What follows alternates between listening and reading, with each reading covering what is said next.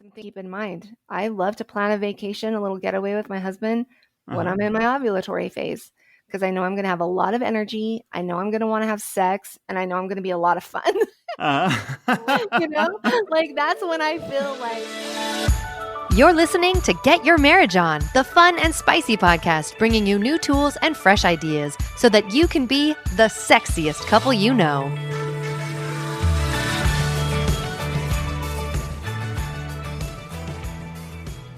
I am so excited to share this interview with you. I used to think that a woman's period was just nature's way of telling you that you're not pregnant, but I am so wrong. There is so much more to understand about one's cycle.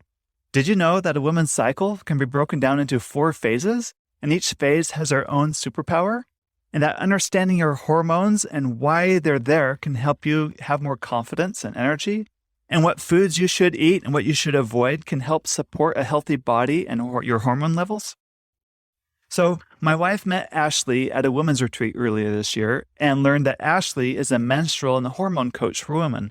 Her personal experience with PMS, debilitating period pain, and infertility is what ultimately set her on a journey to learn more about how food and lifestyle can affect hormone health, and eventually created her signature courses, Cycle Strategy 1-on-1, as well as Exercise and Hormones, and Cycle Sexcess. As you'll see, Ashlee is really passionate about teaching women on how to tap into their superpowers by honing their cyclical rhythms. And this episode is really good timing. We just added a period tracker function to the calendar section of the Intimately Us app. That way, your husband can get a notification as to where you're at on your cycle. If you don't have this app, I highly recommend you download it. Search the App Store for Intimately Us. If you already have it, please share it with your married friends because seriously, they're going to thank you for life. And before we begin, I just want to remind you that we have our marriage retreat coming up in October. This is a romantic retreat for 3 days and 3 nights in the beautiful mountains of southern Utah. We're going to do a deep dive into helping those that attend with intimacy, connection, and pleasure in your marriage. Myself and my good friend Amanda Lauder are teaching, and it's going to be top-notch. We still have a few spots open, so please register today by going to getyourmarriageon.com and clicking on Marriage Retreat at the top. Ashlee, I am so happy to meet you, and welcome to the Get Your Marriage On podcast today. thank you. I'm so excited. I'm so excited Well, to talk to I you. heard this story that just a few years ago, the U.S. women won the FIFA World Cup, which is a big deal because the United States, we're competitive in all of our sports, but when it comes to soccer, we usually don't do as well as other countries. So it was a Yeah. big deal that we won. And I remember reading something about one of the factors that helped our women do so well is their training. They got a new coach that trained the athletes as women instead of as men. Can you Mhm. talk more on that? Yeah, so this is like one of my most favorite things. So I have a class all dedicated to exercise and how to exercise for optimal hormone health. And that's essentially what the US women's soccer team did is they used their menstrual cycle to guide their training for games. And so they instead of exercising like men, they exercised like women in a way that complemented their hormonal cycle. And so it resulted in more success. You know, they won. They weren't as exhausted as they had been in the past. They were able to perform. They were really able to optimize their training and their performance when they did it this way. And it turned out that it was very successful. And when I read that and learned of that, I was so excited because it really is this new way of looking at the way that we move our bodies and also the way that we look at our menstrual cycle. It's amazing. I love that because when I think of menstrual cycles, I just think that just is nature's way of saying you're not pregnant right now. But Mm. it's far more than that, I assume. Yeah. Yeah, it is. I am very passionate about a woman having a cycle and allowing for her natural cycle, not trying to, manipulate it with birth control. Essentially, what you're doing is you're shutting down your hormones. And you will find many articles from different, quote unquote, reliable sources that tell you it's okay to not have a period. And I think, it's very important to do your research and understand what that means and what that entails when you turn your period off. The Like main you mentioned, event, I saw it on your Instagram recently. Was it the Cosmo magazine had a little thing on why yeah, women don't need a period anymore or something like that? yes, Uh-huh. yeah, that, essentially, like, you are shutting down. People think that the main event of your cycle is your period, Uh-huh. that week of your period, but it's Menstruation, not. right. Yep. Uh-huh. It's actually ovulation. And women benefit from 35 to 40 ovulatory cycles. Like, that is essential for long-term health, like the long-term health of your heart, your bones, your brain, your breasts. And so to just shut things off, it's not healthy.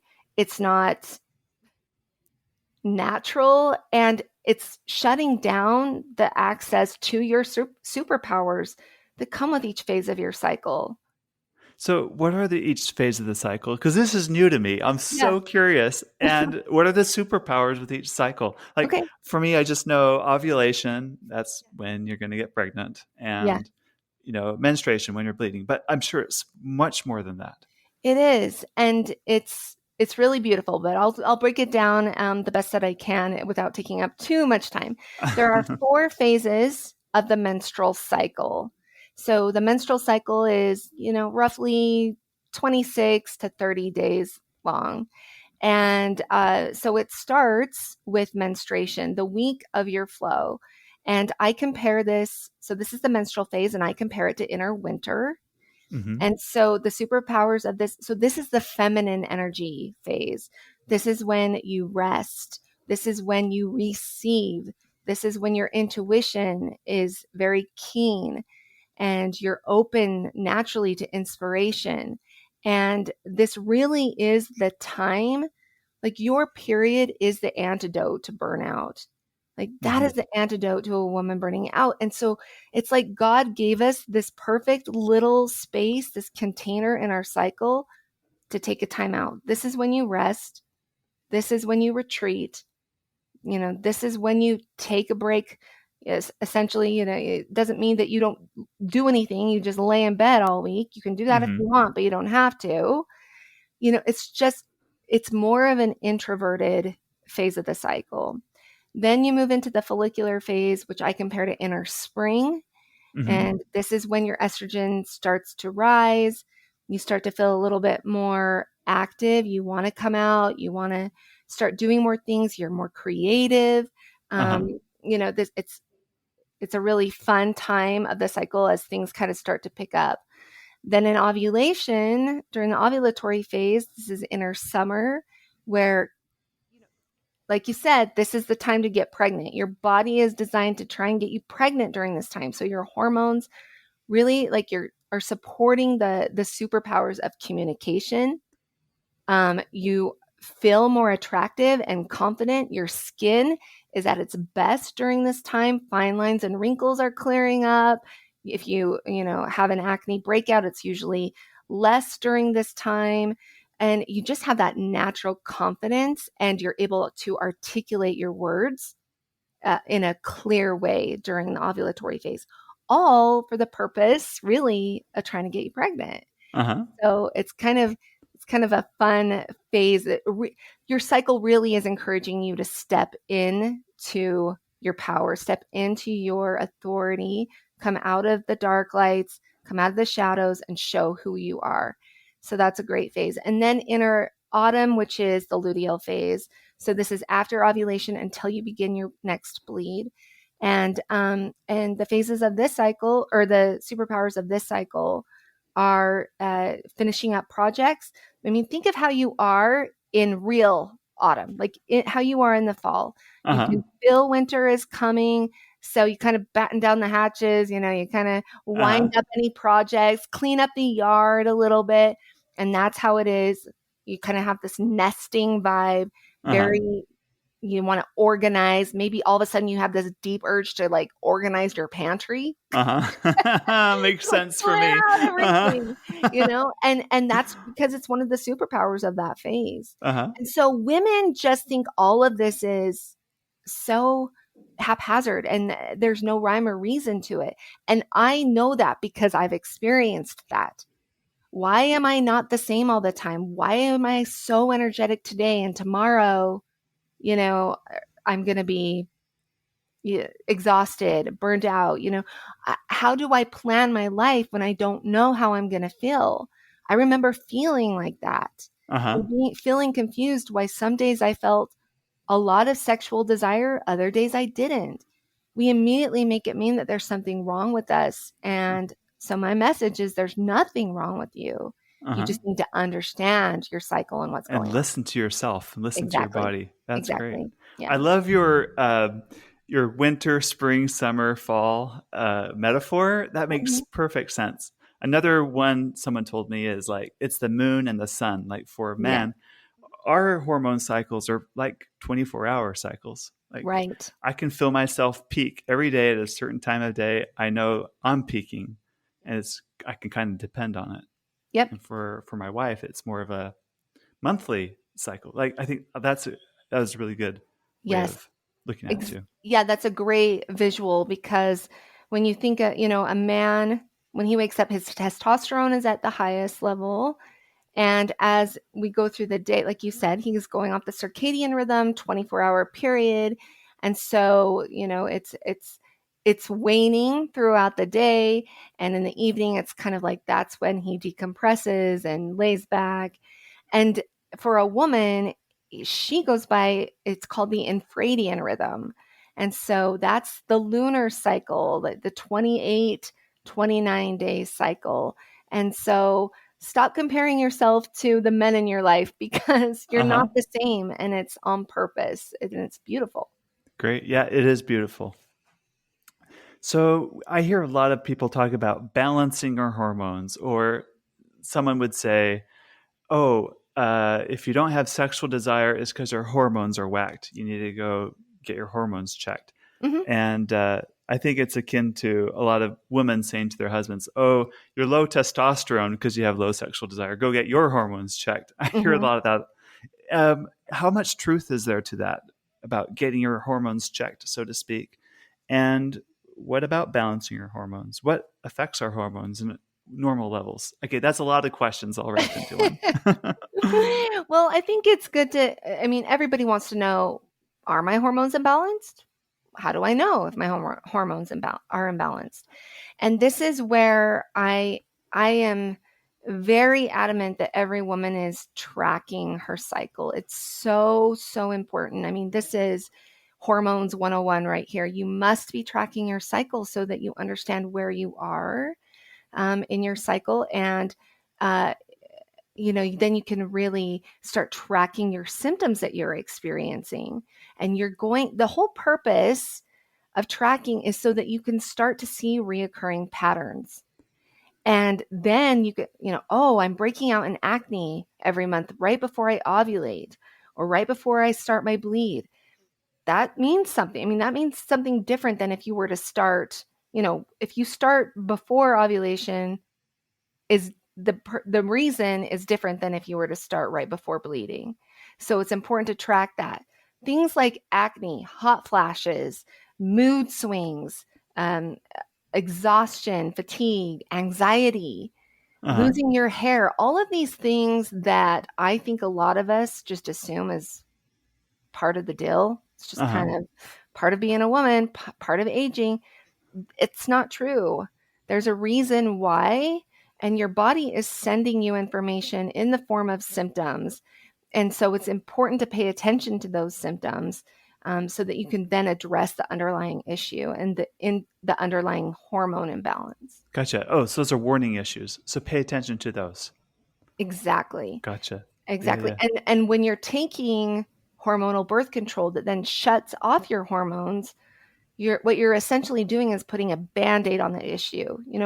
Oral birth control is given to women for everything from irregular cycles to Headaches. heavy bleeding, headaches. It's like, Mhm. here's the pill. Here's the pill. Take this. And what good is that? It's just covering up the problem. The hormone imbalance is still there. You just can't see it. Hmm. You see what I mean? Yeah, And yeah. so you don't want to just put a Band-Aid on that. You want to find out what's going on and treat the cause of the symptoms, not just the symptoms. Is going to an endocrinologist, doing a blood test, is that what people do to see if their hormones are in balance or things like that? So, I would recommend a functional medicine practitioner. Okay. You can just Google functional medicine practitioner in my area. And oftentimes you will find a practitioner that specializes in women's hormones. That's the ideal. Okay. You want a practitioner that does this all day. They know what blood work to order and how to read the results and what to do with the results. Hmm. I can't tell you how many of my clients go and get their blood work done, and their doctor's like, well, here's your results. Have a nice day. And Uh-huh. there's no guidance from there. So if you can have a little bit of, if you can have somebody that specializes in this, that's the ideal. Great, great. So, how do you better regulate your hormones? How do you get on a healthy track with your Yeah. hormones? Because these are So this is superpowers, right? You want great hormones Mhm. helping you, Absolutely. right? Absolutely. And yeah, hormones are important at any phase of your life, not just when you're trying to conceive.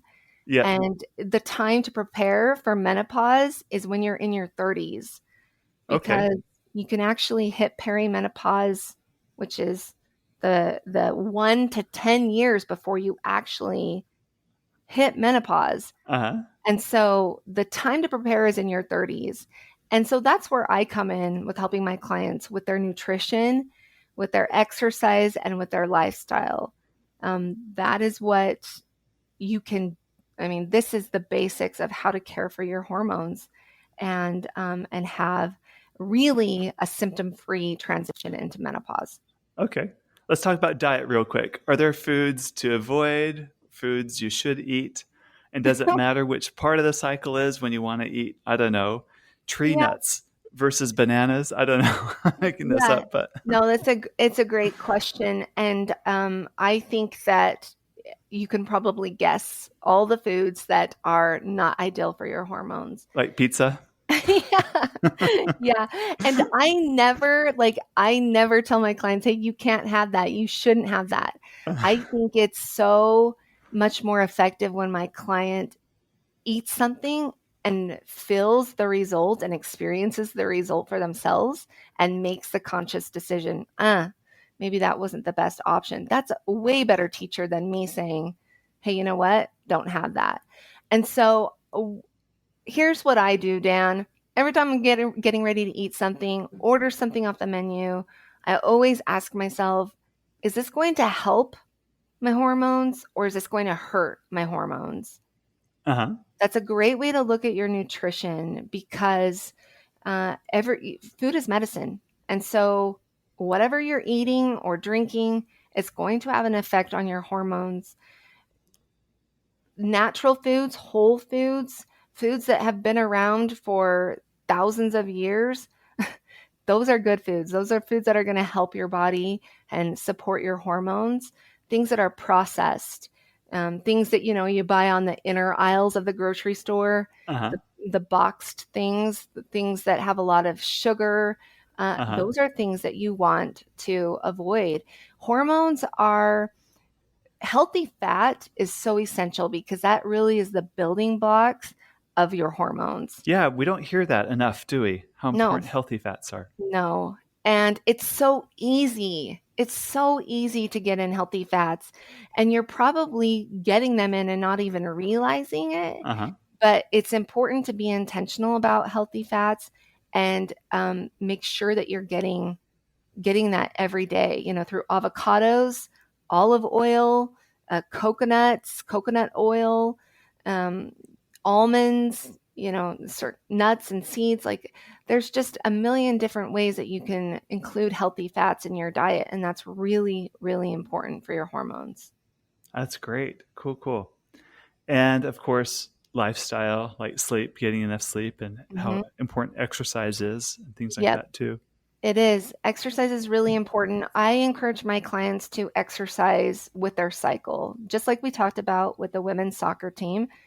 You know, when you are healing a hormone imbalance, or if you have been diagnosed with adrenal dysregulation or adrenal fatigue, your workout should not be any longer than 20 to 30 minutes max, because it can actually have uh, the effect where the counter effect, the effect that we don't want, where you're actually going to store fat. And so that's something to keep in mind. If you suspect that you have a hormone imbalance or adrenal fatigue, then you do not want to exercise for longer than 20 to 30 minutes. During your bleed, that week of your period, Mm-hmm. this is your time to rest. You can consider napping your form of exercise during this time. Okay. I love that. I am exercising by napping right Yes. now. Yeah. Yeah. Because this is important.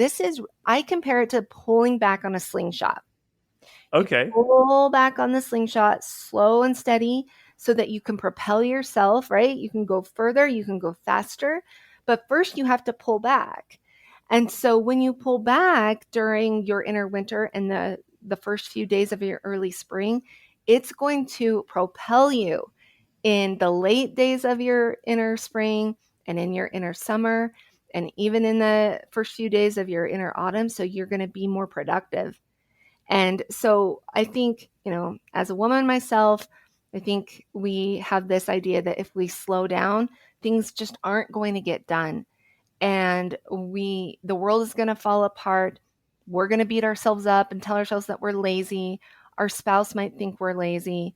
Mm-hmm. But you need to understand that this is what is going to actually help you be more productive throughout the rest of your cycle.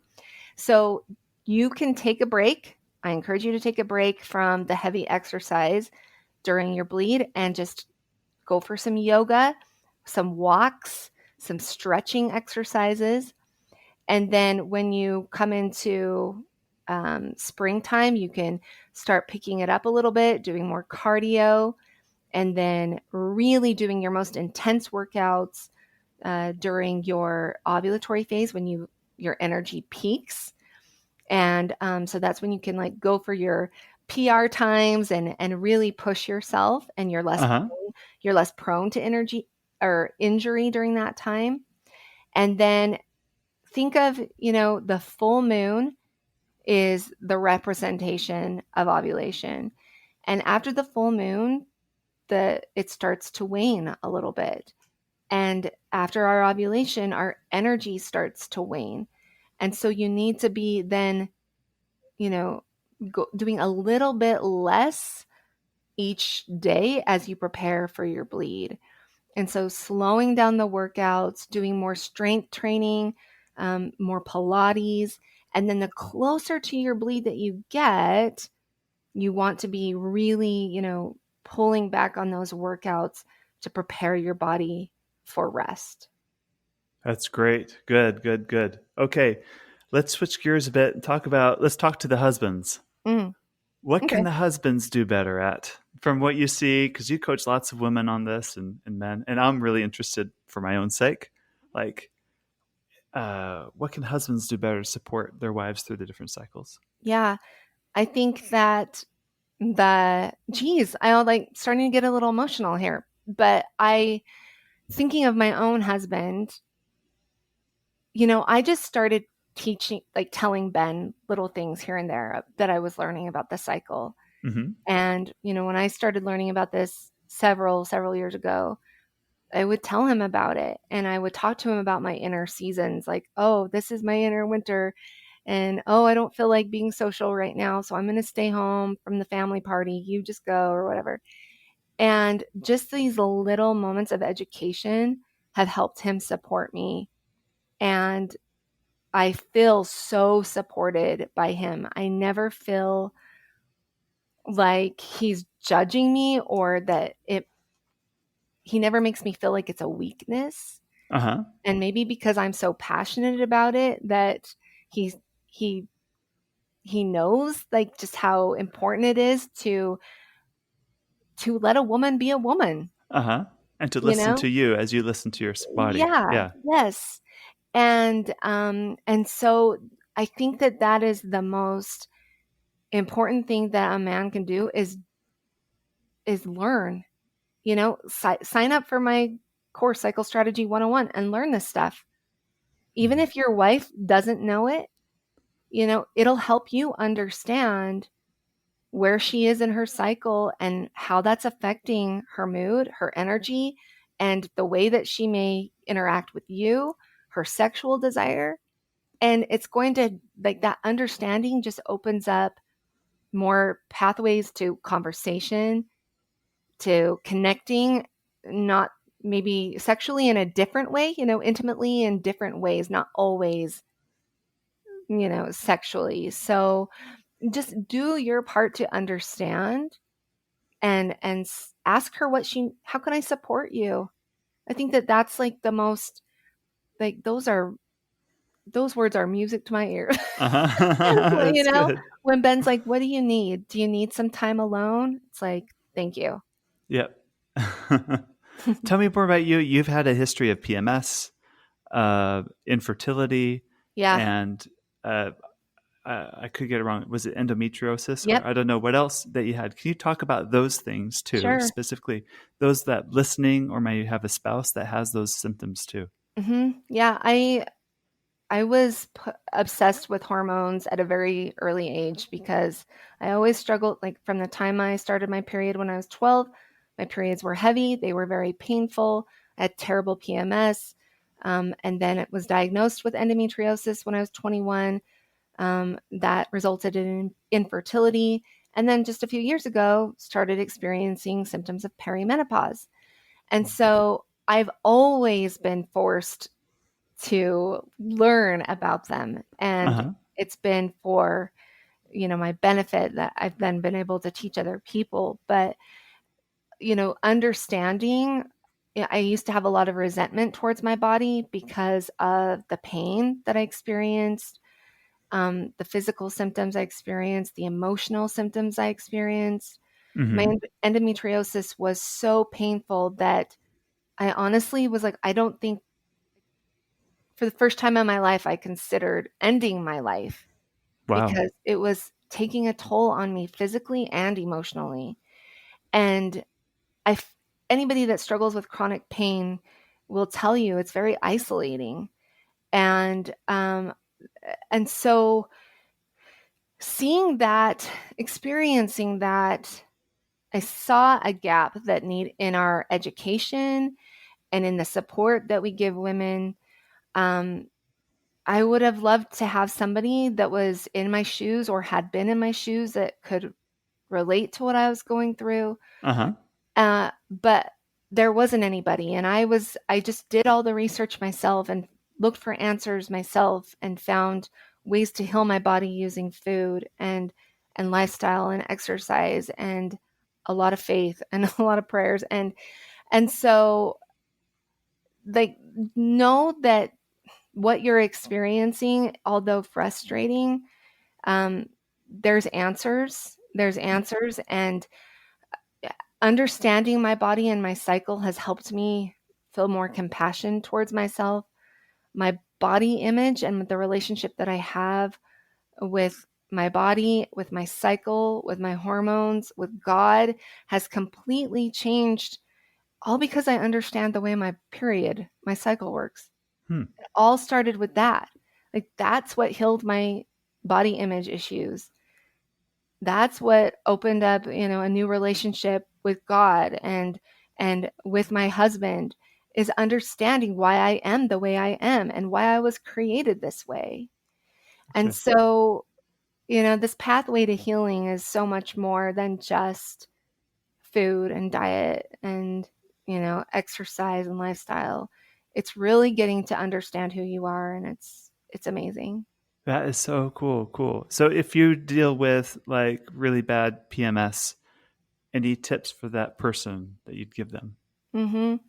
So really bad PMS there is a criteria that you would need to meet, but severe PMS is known as PMDD, which is premenstrual dysmorphic disorder. And so it can feel like a lot of anxiety, depression, and just completely become a different person. And then you start bleeding and you immediately feel that like you feel like this pressure valve has been released. Okay. And so that's what I experienced. And if you experience that or any form of PMS, even if it's mild, severe, whatever, Uh-huh. there's so much you can do with your diet.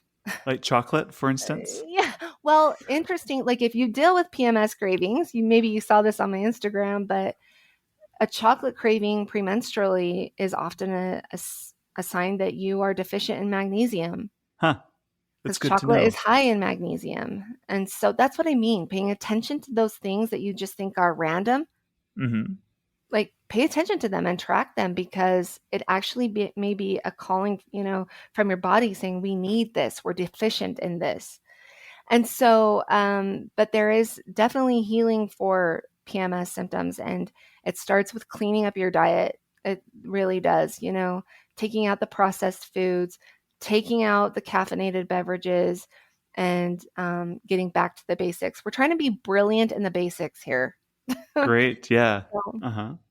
So, Ashlee, tell me about caffeine and how that affects hormones. yeah, so caffeine, a lot of women are intolerant to caffeine and they don't even realize it. Caffeine definitely can negatively affect your hormone health and your cortisol levels. It can cause breast cysts, which are benign, but they can be painful and very uncomfortable. You kind of get that lumpy, bumpy breast tissue. Mm-hmm. It can also increase the risk of infertility and miscarriage. So the thing with caffeine, and listen, Dan, I was a Diet Coke drinker for many a year, and I loved my Diet Uh-huh. Coke. And but since quitting Diet Coke, quitting caffeine completely, it's I've noticed a difference in my symptoms, and I've noticed a difference in just how I feel as far as my energy goes. But just to kind of explain a little bit about caffeine is it's broken down by a liver enzyme.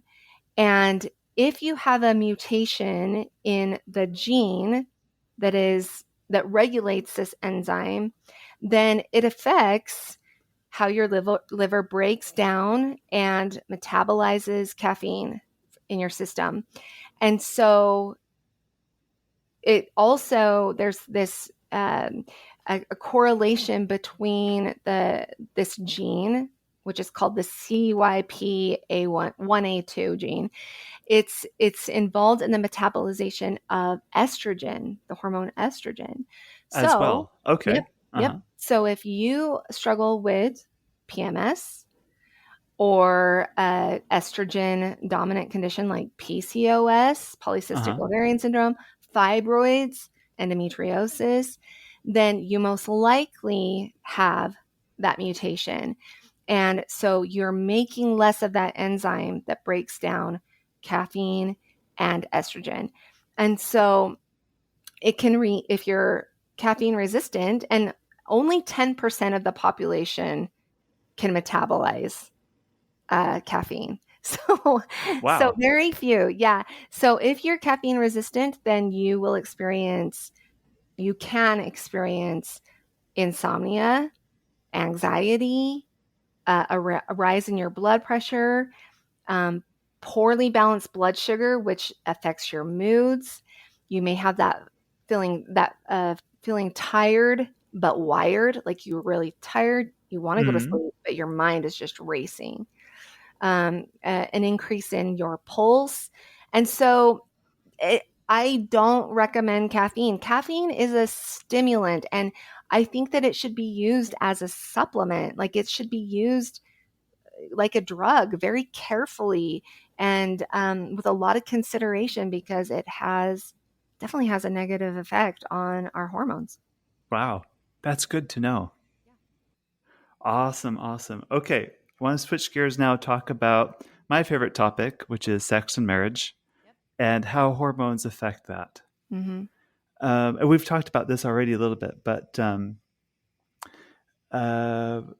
you mentioned like in the ovulation phase, there's generally more interest in sex. Are there Mhm. other parts of the cycle where there is a peak of interest in sex for some people? And what does So, that mean? yeah, so estrogen and testosterone are really what is influencing a peak in libido. And so estrogen and testosterone peak in the ovulatory phase. So depending on the length of your cycle, it's going to be around days 14 or 15 usually. Hmm. And then right before you begin your bleed, you experience that again. And I think that a lot of women may hear that and be like, "Oh yeah, like you experience this little like, ooh, right before you start your period." And so those are some things to keep in mind. I love to plan a vacation, a little getaway with my husband when Uh-huh. I'm in my ovulatory phase because I know I'm going to have a lot of energy. I know I'm going to want to have sex and I know I'm going to be a lot of fun. You know, Uh-huh. like that's when I feel like, oh yeah, like the bright lights, are on, like my outer lights are on. I want to just have fun. Uh-huh. I have tons of energy. Like that's what it means to leverage your hormones, you know, Right. like Yes. take advantage of what they're doing. And so plan a date night with your spouse during that time or a little getaway during those times so that you can like really take advantage of those moments. That is so cool. All right. I'm so glad we've talked about these things. Last question for you is, and I'm putting you on the spot because I didn't prep you with this question, No but way. what are your black belt sex tips? So let's say you get your hormones under control, you're doing great, eating well, lifestyle is good, exercise is great, you're working with your cycle, and you're learning to really appreciate your body and what it's doing for you. How do you then make things better for you and your spouse in the bedroom? Yeah. Such a good question. And yes, putting me on the spot, but I love it. I think that one of the most important things that you can do is understand what are your physical barriers to intimacy Mm-hmm. because your hormones may all be like great in check. But if you feel a disconnect from your body, um, like I said, if you feel like your body has betrayed you, like I felt for so many years, then you don't really, for me, myself, like my body, I considered, I correlated my body and my hormones with pain. And so it was really hard to let myself orgasm or enjoy pleasure because for so many years, it was associated with discomfort and pain. Mm-hmm. And so if you have any kind of history of that, of sexual abuse or something, of course that's going to put a barrier up with enjoying sexual pleasure. Understand that as a woman gets older and estrogen declines as she comes into perimenopause and menopause, testosterone levels change. Also, your desire is going to change. Um, sex isn't gonna you're not gonna want to have sex if it's uncomfortable, and estrogen is what helps the vaginal walls be lubricated Uh-huh. and And so plush, that's the right word. Uh-huh. Yep. yes, yeah. And so if it's not enjoyable, then you're not going to want to do it. And you're not going to want to be sexual. And so, make sure that those things are addressed. I always recommend this cream called Jolva, and I'm just going to leave that here for your people, Dan, Awesome. Yes. because it is incredible for women who are experiencing that dip in the hormone DHEA, testosterone, their estrogen, because Mm-hmm. it really livens things up, like within the vaginal walls. It helps you experience pleasure on a deeper level, and so it really, really is helpful. And so, you know, addressing those areas of discomfort or talking to your spouse about what you're going through. You don't need to like help him understand. and if you are the man, ask questions, Yeah. like strike up the conversation instead of just pouting about it or, being upset about it. Seek to understand and have the conversation with your spouse, and just, using food again, boost your libido with nourishing food. Take care of your body, take care of your gut, take care of your vagina. Like all of those things are going to help you enjoy a healthy sex life for years and years to come. My wife and I, when we were newlywed, read the book Taking Charge of Your Fertility. I think it's a classic. Mm-hmm.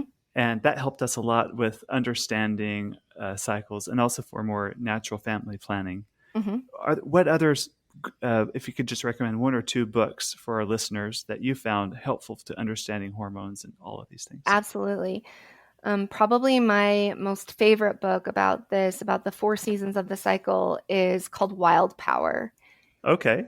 That's a great title. Yes, it is beautifully written. It's by Alexandra Pope and Sharni Wolitzer, and I can give you the link to that. Yeah, put it in the show notes. Yeah. But this is so beautifully written, the way that, they really break down every phase of the cycle and your superpowers that accompany them. I also, of course, love In the Flow, which is a book by Elisa Vitti. She breaks down more about, how to exercise and eat for each phase of the cycle. And so those are great resources to look into. Great. Wonderful. Okay. Where can people find you now? Yeah. So I'm on Instagram. I am always on Instagram unless it's the first 3 days of my period. Then I take the time off. So you can find me over there. Because you're busy exercising by resting, right? Yes, exactly. Exactly. That's one of the boundaries I've set for my bleed is I completely delete Instagram. So the world knows when you're on your period by the absence of your presence on Instagram. Exactly. So, so I'm on Instagram at Hey Ashlee Sorensen. I also have a podcast called A Bit Better Every Day. That's a great title. Thanks. Great. That's Thank all it you takes, so much. man. That's all it takes is a bit better every day. That's all it really is. Every day. Yeah. Yep. Very good. We'll catch you again another time. Thanks. Thank you. We hope that you enjoyed this episode of Get Your Marriage On. And if you did, we would love it if you would take a few seconds to give us a rating on iTunes and to share the show with your friends. They'll thank you for life. Once you've done that, you can head over to getyourmarriageon.com for more resources about today's topic and to download our amazing marriage apps. Now go get your marriage on.